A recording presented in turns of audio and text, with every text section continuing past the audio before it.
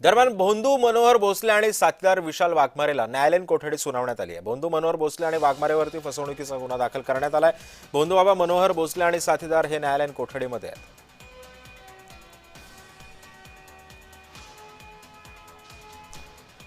यानंतरची बातमी पाथर्डीमधून। पाथर्डी पोलीस स्टेशनमध्ये फिर्यादीसोबत आलेल्या व्यक्तीचा मृत्यू झाला। महिलेची फिर्याद घेत नसल्याने आत्मदहनाचा प्रयत्न सुद्धा करण्यात आला। विठ्ठल खरचन असं या मृत्यू झालेल्या व्यक्तीचं नाव आहे। महिनाभरापूर्वीच महिलेला मारहाण करत अत्याचार केल्याची घटना सुद्धा घडली होती। या संदर्भात अधिक माहिती जाणून घेऊयात। आमचे सहकारी गिरीश रासकर सध्या आपल्या सोबत आहे। गिरीश, हे प्रकरण नेमकं काय आहे? काय पोलिसांनी ही फिर्याद नोंदवून घेतली नाही? नेमकं काय माहिती आहे?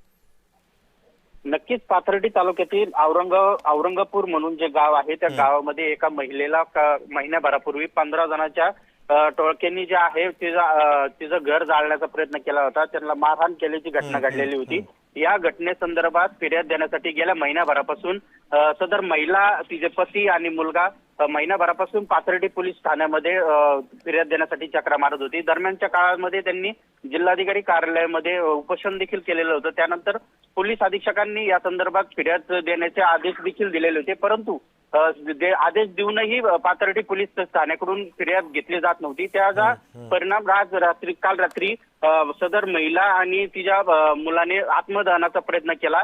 या महिला आणि मुलाच्या सोबत तिचा नातेवाईक म्हणून विठ्ठल खरचन हा व्यक्ती आलेला होता।